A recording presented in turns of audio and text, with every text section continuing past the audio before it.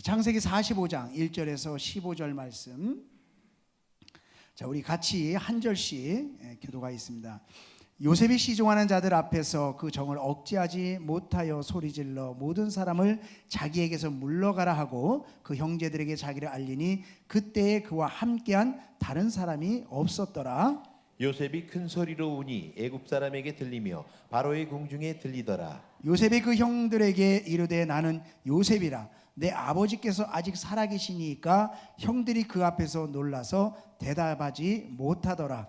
요셉이 형들에게 이르되 내게로 가까이 오소서. 그들이 가까이 가니 이르되 나는 당신들의 아우 요셉이니 당신들이 애굽의 판자라. 당신들이 나를 이곳에 팔았다고 해서 근심하지 마소서. 한탄하지 마소서. 하나님이 생명을 구원하시려고 나를 당신들보다 먼저 보내셨나이다. 이 땅에 2년 동안 흉년이 들었으나 아직 5년은 밭갈이도 못하고 추수도 못할지라. 하나님이 큰 구원으로 당신들의 생명을 보존하고 당신들의 후손을 세상에 두시려고 나를 당신들보다 먼저 보내셨나니 그런즉 나를 이리로 보낸 이는 당신들이 아니요 하나님이시라. 하나님이 나를 바로에게 아버지로 삼으시고 그 온 집의 주로 삼으시며 애굽 온 땅의 통치자로 삼으셨나이다. 당신들은 속히 아버지께로 올라가서 아뢰기를 아버지의 아들 요셉의 말에 하나님이 나를 애굽 전국에 주로 세우셨으니 지체 말고 내게로 내려오사 아버지의 아들들과 아버지의 손자들과 아버지의 양과 소와 모든 소유가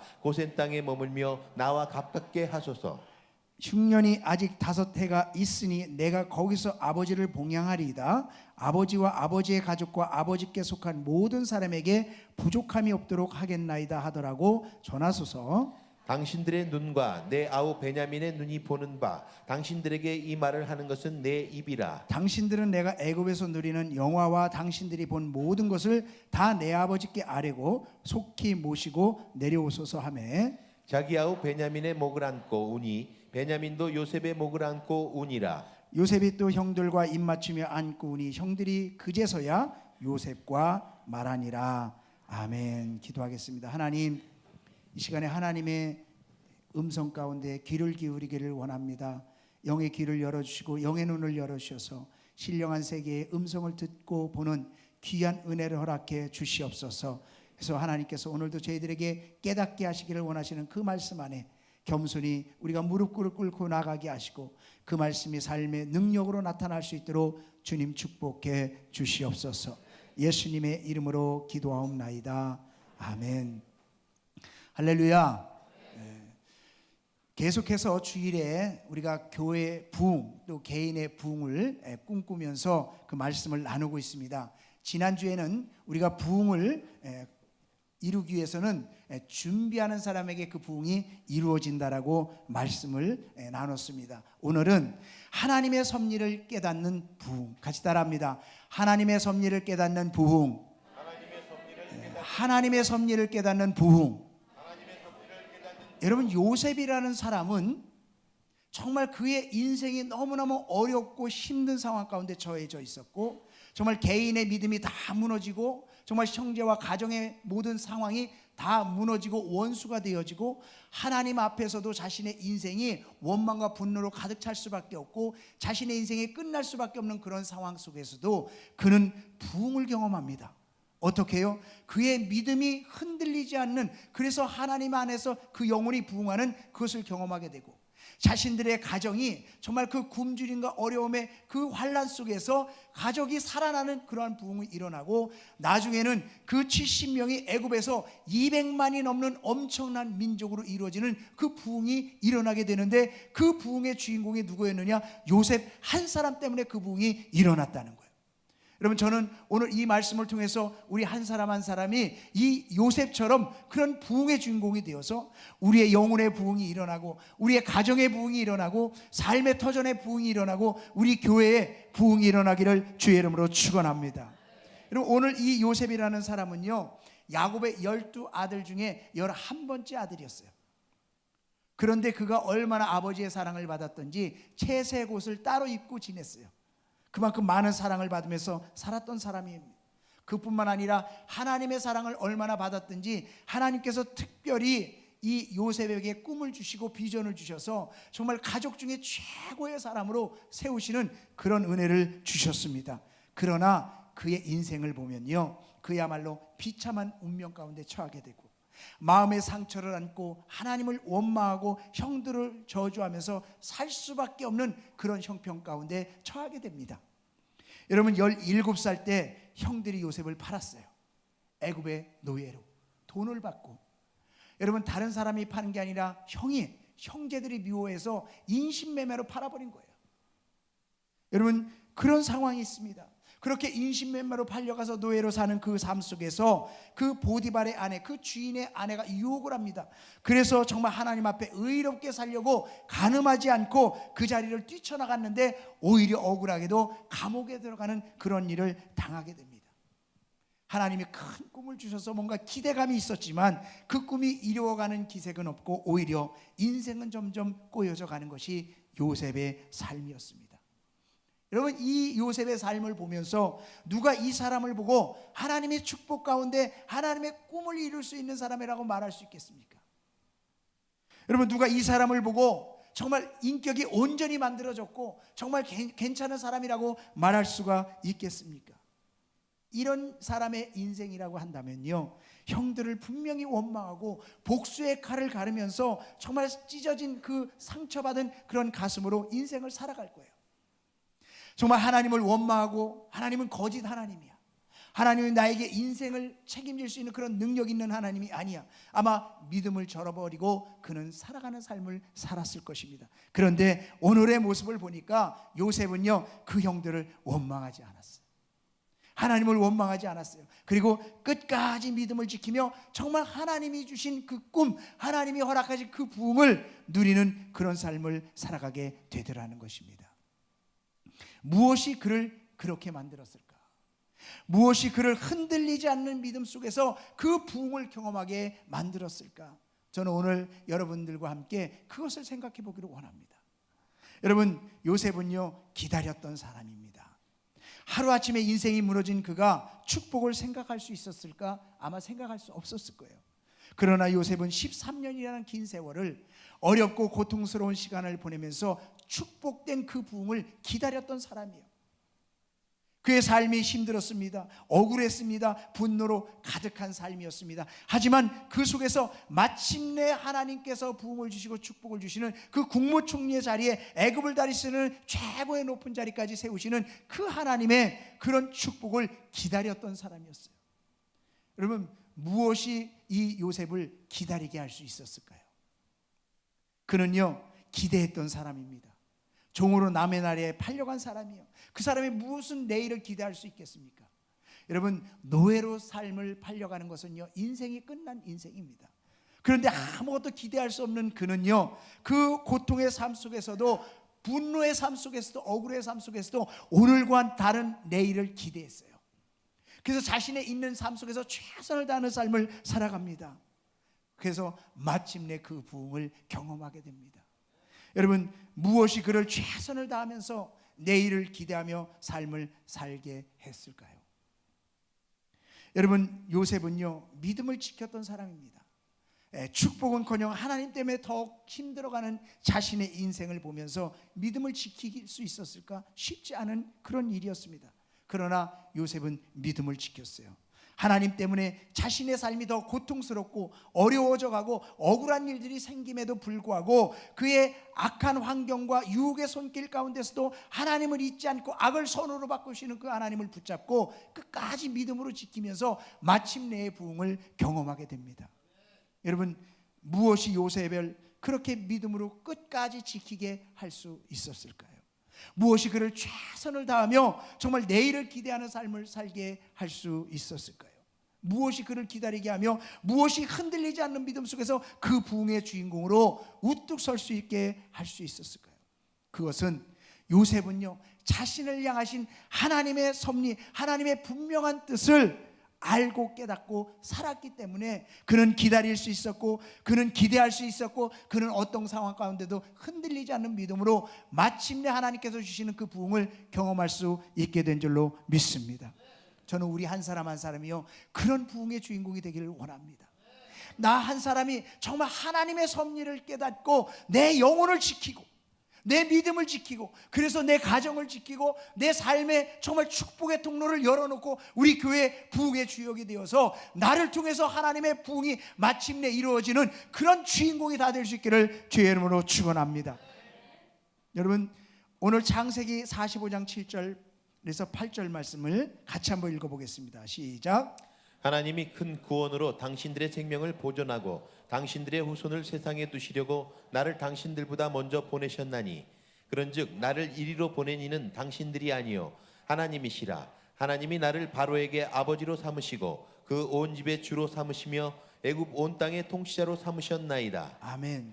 하나님이 뜻이 있어서 날 지금까지 고통 가운데 두셨고 어려움을 겪게 하셨지만 하나님이 때가 되면 하나님의 뜻이 이루어졌다라는 거예요. 여러분, 요셉은요 이 분명한 하나님의 섭리를 알고 있었기 때문에 어떤 상황 가운데도 흔들리지 않았어요. 여러분, 우리의 삶에 원망이 생기고 분노가 생기고 억울함이 생길 때에 우리에게 나타나는 현상이 뭔지 아십니까? 하나님이 살아계신 거예요? 하나님이 진짜 축복의 하나님이야? 하나님이 사랑의 하나님이야? 라고 하면서 내 마음에 믿음이 깨어지기 시작합니다. 여러분, 그때에 무엇이 틈타는 줄 아세요? 사단이 틈타는 거예요. 사단은 그것을 원하는 거거든요. 그것을 통해서 내 믿음이 깨어지고 그 내 믿음이 깨어진 걸 통해서 가정이 깨어지고 내 삶의 축복의 통로가 막히고 교회의 부흥을 가로막게 하는 사단이 원하는 것이 바로 그것이거든요. 여러분, 나한 사람의 믿음이 무너지는 것이 중요한 것이 아니라 그 나한 사람의 믿음이 무너짐을 통해서 가정의 믿음이 무너지고요 교회의 믿음들이 무너져가기 시작하는 거예요. 사단이 그것을 원한다는 것입니다. 만약에 요셉의 환경처럼 그런 억울하고 여러 가지 힘든 환경들이 우리에게 처한다고 한다면 과연 여러분들은 하나님 앞에 하나님이 나를 사랑하셔, 하나님이 나를 축복하셔, 하나님 나에게 은혜를 주시고 반드시 나를 정말 부흥으로 경험케 하실 거야라는 그런 확신 가운데 있을 수 있습니까? 여러분, 그런 환경 가운데 나에게 정말 형제들이 나를 바라버리고 나를 억울하게 만들었을 때 그 형제를 사랑하고 감싸고 이해하면서 살아갈 수 있겠습니까? 여러분, 정말 그 모든 것 속에서 하나님의 섭리가 있다는 것을 깨달을 때 내 영혼이 사는 역사가 있는 거예요. 여러분, 그런 속에서 하나님의 섭리를 깨달을 때 내 가정이 사는 역사가 있게 되는 줄로 믿습니다. 그럴 때 우리 교회에 부흥이 일어나는 거예요. 여러분, 예수님이 멸시와 조롱을 참으시고 십자가에서 그 자신을 내놓으시면서 십자가를 지실 수 있었던 이유가 뭘까요? 인류의 죄를 짊어지시고 십자가에서 죽으실 수 있었던 이유가 뭘까요? 그건요, 하나님의 뜻을 알았기 때문이에요. 하나님 할 수 있거든 이 잔을 옮기고 싶었던 것이 주님의 마음이었어요. 하지만 하나님의 뜻이 십자가에서 인류를 구원하는 것을 아셨기 때문에 주님은 십자가에서 못 박혀서 우리를 위해서 자신을 내어주실 수 있었던 거예요. 여러분, 누가 가정에서 십자가를 질 수 있을까요? 그것은요, 정말 자신이 하나님의 뜻을 깨닫는 사람이 먼저 가정에서 십자가를 질 수 있는 줄로 믿습니다. 누가 교회에서 십자가를 질 수 있는 사람이 될까요? 그것은요, 정말 교회에서 내가 하나의 썩어진 미랄이 되어서 나를 통해서 진정한 열매를 맺기를 원하는 하나님의 뜻을 깨닫는 사람을 통해서 교회에 정말 십자가를 지는 믿음의 사람이 만들어지게 되는 줄로 믿습니다. 사도 바울이 또 베드로가 자신의 목숨을 버리면서까지 주님을 섬길 수 있었던 이유가 무엇일까요? 베드로는요, 십자가에 거꾸로 못 박혀 죽으면서 순교하면서까지 주님을 섬겼습니다. 바울은요, 참수형을 당하면서 자신의 생명을 내어놓기까지 주님을 섬겼어요.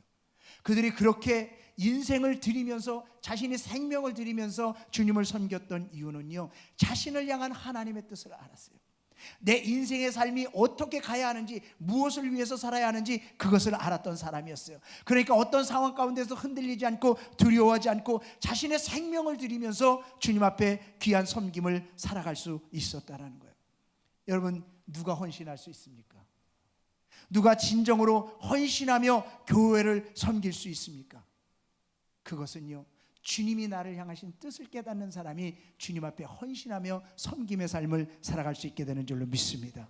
여러분, 하나님의 뜻을 깨닫는 사람이 개인의 부흥이 일어나는 거예요.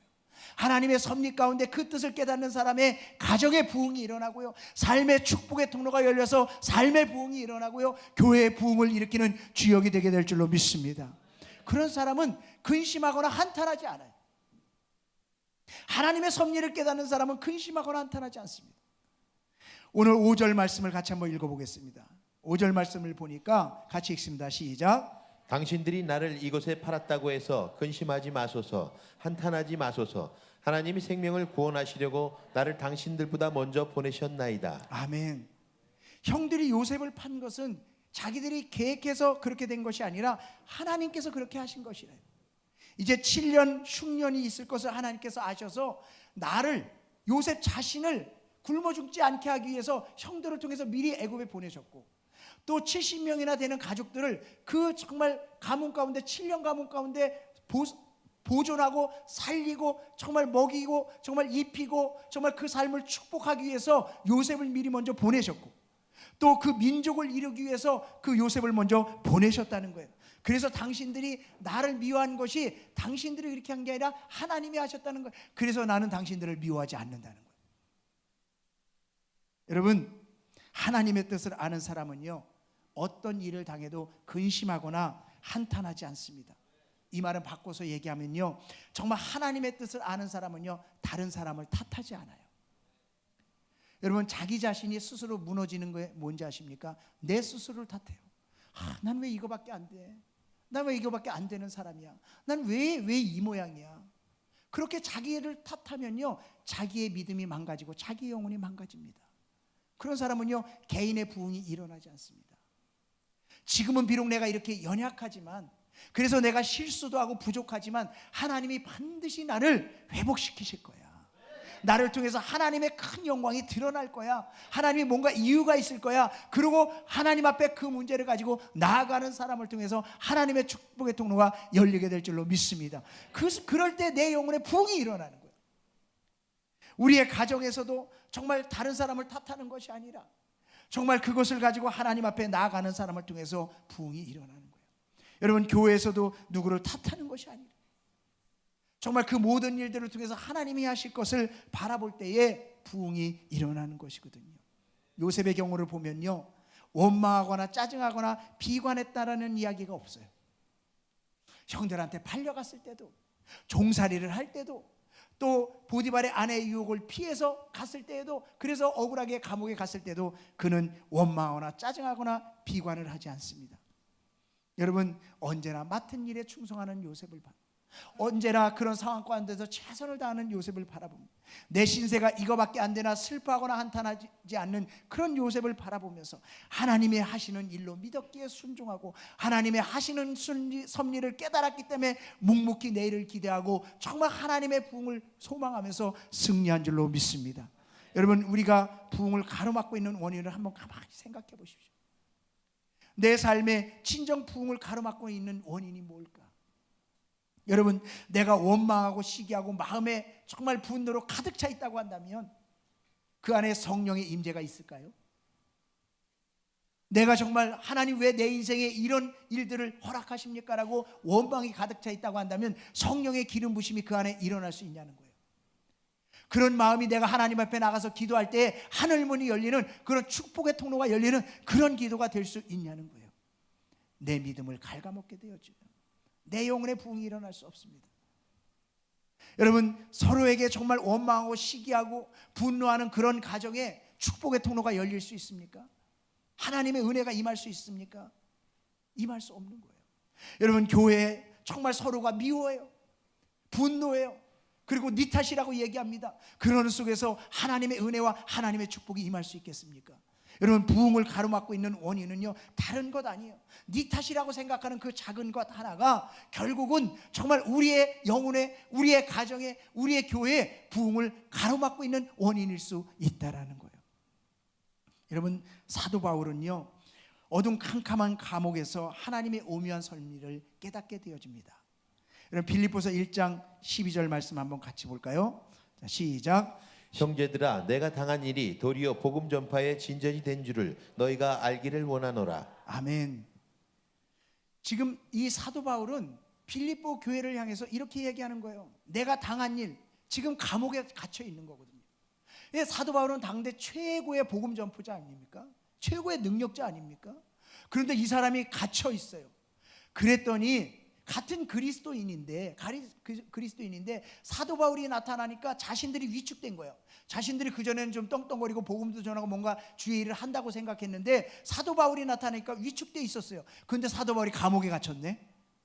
그러니까 같은 그리스도인이면 정말 사도 바울이 정말 감옥에서 나와서 더 큰 사역을 할 수 있도록 기도하고 그 일에 몰입을 해야 되는데 잘 됐다라는 거예요. 잘 갇혔다는 거예요. 그래서 이제는 사도 바울이 못하는 일 내가 한다는 거예요. 그래서 막 그들이 신나서 복음을 전하는 거예요. 그 사도 바울의 입장에서는 아니 같은 그리스도인끼리 이럴 수 있어 라고 생각할지 모르겠지만 사도 바울은 그게 아니에요. 내가 당한 일 때문에 오히려 내가 갇혀서 복음을 전하지 않던 사람들이 더 복음을 전하면 할렐루야라는 거예요. 그것이 주의 뜻이라는 거예요. 내 뜻은, 하나님의 뜻은 주의 복음만 전해지면 된다라는 거예요. 여러분, 내 영혼의 부흥이 어디에서부터 일어나는 줄 아십니까? 내 마음의 기쁨을 빼앗기지 않는 데서부터 일어나요. 우리는요, 내 자리를 다른 사람이 빼앗았다고 생각하면요, 내 직분을 다른 사람이 빼앗았다고 생각하면요, 내 사역을 다른 사람이 빼앗았다고 생각하면요, 내가 할 일을 다른 사람이 빼앗았다고 생각하면요, 마음에 시험이 들어요. 내 영혼이 시험이 들어요. 그러면서 나는 뭐야? 나는 뭐야? 나는 뭐야? 그러면서 내 안에 영혼이 죽어가기 시작하는 거예요. 여러분, 그런 모든 것 속에서 하나님이 왜 그렇게 하셨을까? 하나님의 섭리를 깨달을 때 내 영혼이 기쁨을 얻고 내 영혼이 부흥되기 시작하고, 그래서 가정이 부흥되고 교회가 부흥되게 되는 줄로 믿습니다. 요즘 금요일 날 많은 성도님들이 점점점 모이기 시작해요. 꼭 부흥회를 하는 것만큼 막 이렇게 모이기 시작해요.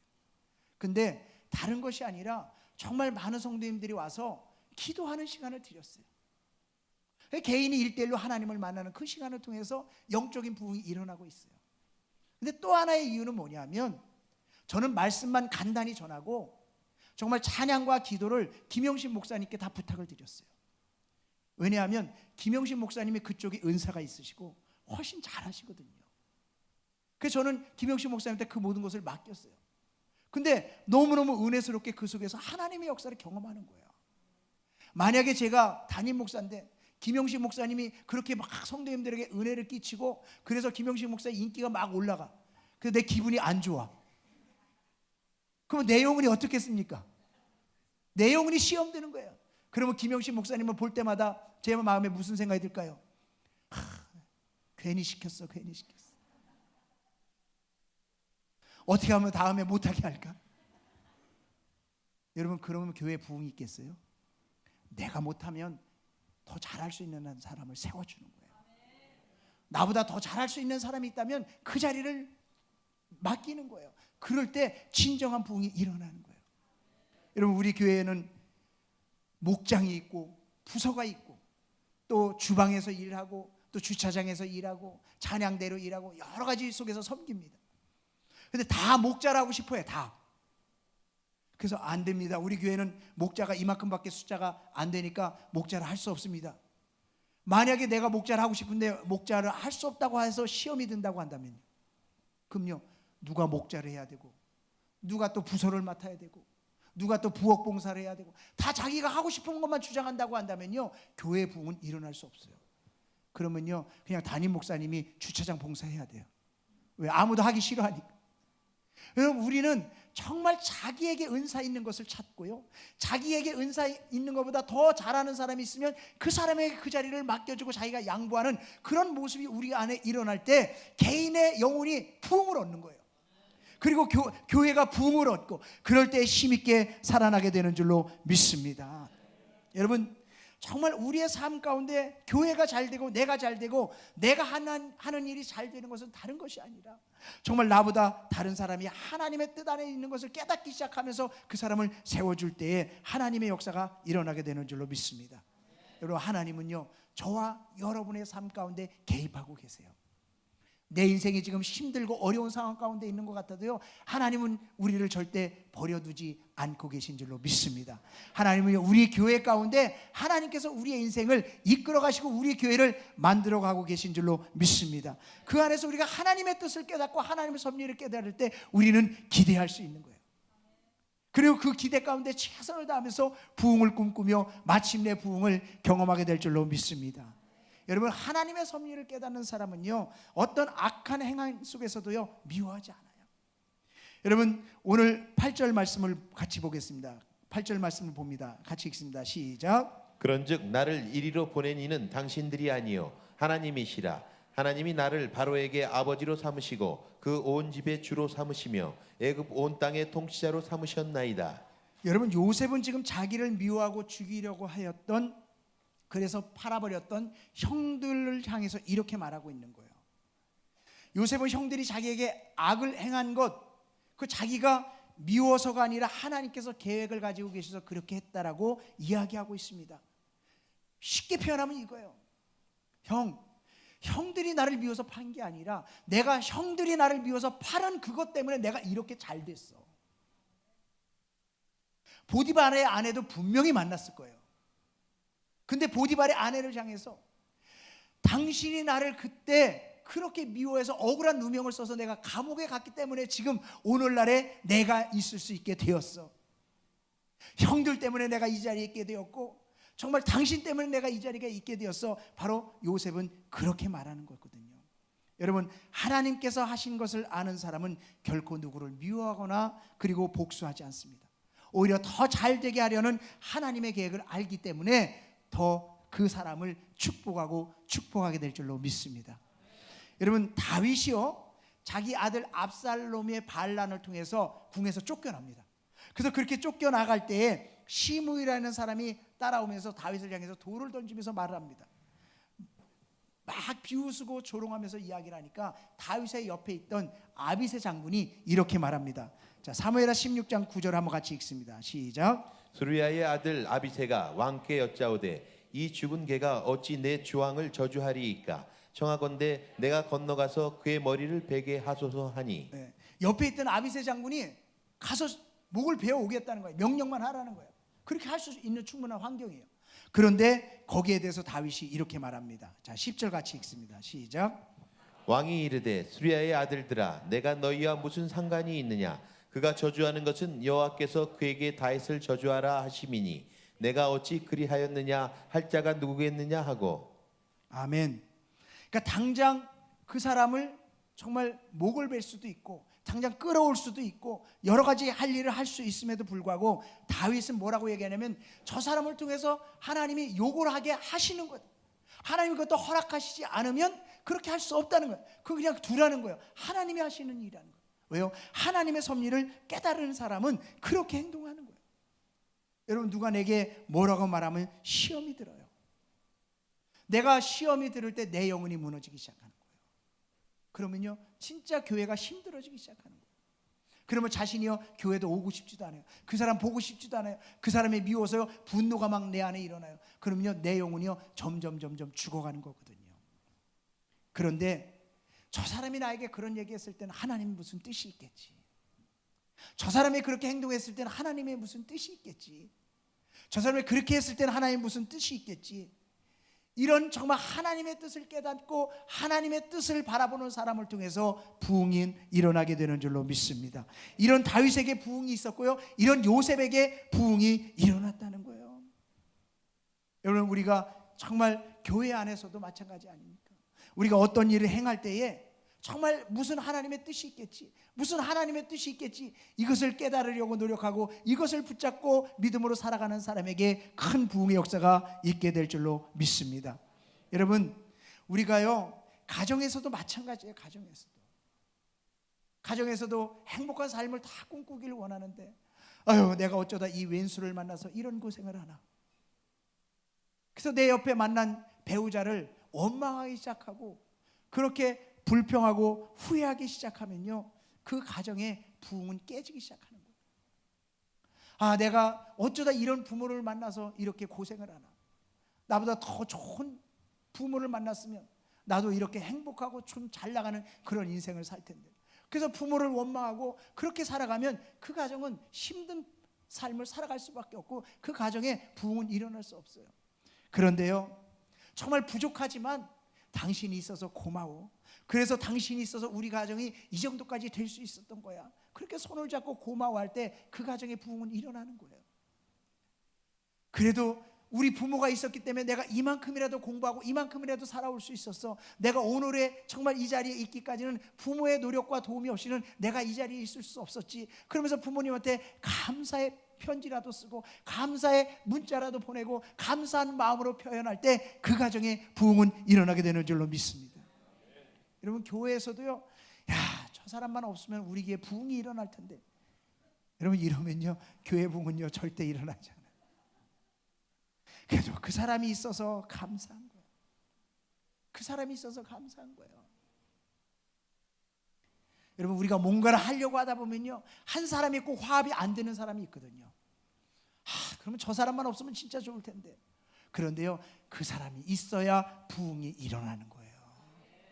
부엌에서 봉사를 할 때도 어떤 사람은요, 부엌에 걸림돌이 되는 사람이 있어요. 차라리 안 도와주는 게 도와주는 거예요. 부엌에 들어와서 사고만 쳐. 쓸데없는 소리에서 사고치고 그릇 깨서 사고치고. 그런데요, 그래도 그 사람과 함께 할 때 부흥이 일어나는 줄로 믿습니다. 여러분, 부흥은 그렇게 이루어가는 거예요.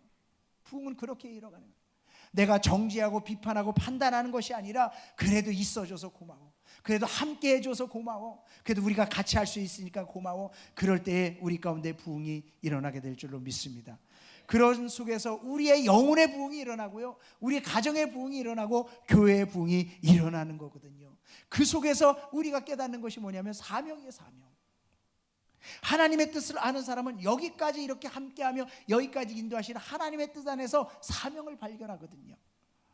여러분, 요셉은 자기 앞에서 공포심에 질려있는 형들에게 이렇게 말합니다. 우리 7절 8절 말씀 같이 한번 읽어봅니다. 시작. 하나님이 큰 구원으로 당신들의 생명을 보존하고 당신들의 후손을 세상에 두시려고 나를 당신들보다 먼저 보내셨나니, 그런즉 나를 이리로 보낸 이는 당신들이 아니요 하나님이시라. 하나님이 나를 바로에게 아버지로 삼으시고 그 온 집의 주로 삼으시며 애굽 온 땅의 통치자로 삼으셨나이다. 아멘. 하나님이 미래를 향해서 계획이 있었다는 거예요. 그래서 자기가 먼저 애굽 땅에 왔다는 거예요. 그래서 애굽 땅에서 자기가 할 사명이 있었다는 거예요. 그 사명은 뭐였느냐? 자기 가족의 구원이었어요. 그 7년 동안 대환란과 그 흉년 속에서 그 어디도 살아남기 어려운 그 상황 속에서 자기가 애굽의 국무총리가 되어서 자기 가족을 먹여 살릴 수 있었다. 그리고 그 가족의 미래, 그것을 자기가 감당하기 위해서 하나님께서 미리 보내셨다라는 거예요. 그래서 요셉은 자기 가족을 돌보고 후손을 이 땅에서 편히 먹고 살 수 있도록, 그래서 대민족을 이루는 하나님의 계획 속에서 자신이 해야 될 그 사명감을 깨닫고 그 모든 일을 이루었다는 거예요. 여러분, 우리가요 이 땅을 살아가면서 하나님은요 우리 각자에게 사명을 주신 줄로 믿습니다. 내가 왜 이 자리에 있는지, 내가 왜 하나님 앞에 이 부서를 맡겨주셨는지, 내가 왜 목자로, 내가 왜 부서장으로, 내가 왜 정말 찬양팀으로, 찬양대로, 내가 주차봉사로, 주방에서 각가지 유압실에서 여러 가지 상황 속에서 하나님이 왜 나에게 맡겨주셨는지, 그리고 내가 왜 주님의 원광교회 이 자리에 있게 하시는지, 하나님이 나를 향하신 사명이 있다는 거예요. 여러분, 이 사명을 깨달을 때에 어떤 상황 속에서도 믿음이 흔들리지 않고 기대하고 소망하며 자신에게 있는 자리에서 최선의 삶을 통해서 부흥을 경험하게 될 줄로 믿습니다. 그래서 예레미야서 29장 11절에는요 이렇게 말합니다. 나 여호와가 말하노라, 너희를 향한 나의 생각은 내가 아나니 평안이요 재앙이 아니니라, 너희에게 미래와 희망을 주는 것이니라. 하나님이 우리를 향해서 희망을 가지라는 거예요. 기대하라는 거예요. 너를 통해서 내가 해야 할 일이 있다라는 것입니다. 사도 바울은 갈라디아서 1장 15절에서 이렇게 말합니다. 그러나 내 어머니의 태로부터 나를 책정하시고 그의 은혜로 나를 부르시니까. 내가 하나님의 배 부르심을 받고 하나님의 은혜로 복음 전도자가 될 수 있었던 것은 어머니 태로부터 나를 택정하신 하나님의 그 은혜로 되었다는 거예요. 왜 하나님이 나에게 직분을 주셨습니까? 왜 하나님이 나에게 부서를 맡기셨고, 왜 하나님이 나에게 이런저런 일로 주님의 영광교회를 섬기게 하시고, 왜 하나님께서 나를 오늘 이 자리에 있게 하셨습니까? 어떤 사람은요 고난 없이 이 자리에 오지 않을 수밖에 없었던 사람도 있을 거예요. 그 고난이 우리에게 축복일 수 있다는 것이죠. 여러분, 이 자리에 내가 있다라는 것, 지나고 보니까 하나님의 은혜였어요. 여러분, 그 은혜를 깨닫는 사람은요, 내가 하나님 앞에 해야 될 사명이 있는 줄로 믿습니다. 우리 한 사람 한 사람은요, 그냥 앉아 있는 것이 아니에요. 하나님이 나를 통해서 부흥을 이루시기를 원하는 그 하나님의 사명이 나에게 있다는 거예요. 오늘 이 사명을 다시 한번 깨달으실 수 있기를 주의 이름으로 축원합니다. 여러분, 시계 다 있으시죠? 시계 없으세요? 시계를 보면 톱니바퀴 두 개가 이렇게 엇갈려서 이렇게 돌아가면서 시계가 시침과 분침이 돌아가잖아요. 근데 시계를 만든 사람은 그 톱니바퀴가 엇갈려서 돌아가지만 그 만든 사람의 의도대로 정확하게 시계는 1시, 2시, 3시를 가리키며 갑니다. 마찬가지로 우리의 인생을 주관하시고 우리의 인생을 책임지시는 하나님은 우리의 인생의 모든 설계도를 가지고 계세요. 그래서 비록 요셉처럼 정말 하나님께서 꿈을 주시고 비전을 주시고 부흥을 약속해 주셨음에도 불구하고 인생이 하루아침에 몰락하고 어려움의 길을 가는 것 같지만 하나님은 거꾸로 가는 톱니바퀴 같은 인생 속에서도 하나님께서 예정하신 대로 하나님의 섭리대로 우리의 인생을 만들어가고 계신 줄로 믿습니다. 그 하나님은 우리를 사랑하시는 하나님이에요. 그 하나님은 우리를 축복하기를 원하시는 하나님이에요. 그 안에서 우리의 인생을 맡기고 그 하나님의 섭리 안에서 우리가 어떤 상황 속에서도 믿음이 흔들리지 아니하고 정말 내가 하나님 앞에서 부흥을 꿈꾸면서 기대하고 소망하고 기다리고 믿음으로 지켜나간다고 한다면 우리의 영혼의 부흥이 일어나고 우리의 가정의 부흥이 일어나고 우리의 삶의 부흥이 일어나고 우리의 교회의 부흥이 일어나게 될 줄로 믿습니다. 이사야서 55장 8절에서 9절은요 이렇게 말씀하고 있습니다. 이는 내 생각이 너희의 생각과 다르며 내 길은 너희의 길과 다름이니라. 여호와의 말씀이니라. 이는 하늘이 땅보다 높음 같이 내 길은 너희의 길보다 높으며 내 생각은 너희의 생각보다 높음이니라. 아멘. 우리는 어떤 한 사건을 통해서 우리의 인생 전체를 평가해서는 안 됩니다. 지금의 진행되고 있는 내 인생이 끝이 아니라는 이야기예요. 우리의 결론은 가봐야 끝이 나는 거예요. 하나님께서는요 우리를요 반드시 부흥으로 인도하고 계신 줄로 믿습니다. 요셉은 기다렸습니다. 하나님의 신실하심 앞에서 기다렸어요. 여러분, 요셉은 기대했습니다. 하나님이 다음 계획, 오늘과 다른 내일을 어떻게 허락하실지 그것을 꿈꾸며 최선을 다하면서 기대했습니다. 그리고 믿었습니다. 하나님의 계획 앞에 늘 감사함으로 나아갔습니다. 여러분, 그런 요셉을 하나님이 축복하시고 마침내 부흥을 허락하셨던 것처럼 저와 여러분이 어떤 상황 속에서도 정말 하나님의 섭리를 깨닫고 흔들리지 않음으로 말미암아 그 축복의 주인공, 부흥의 주인공이 다 될 수 있기를 주님의 이름으로 축원합니다.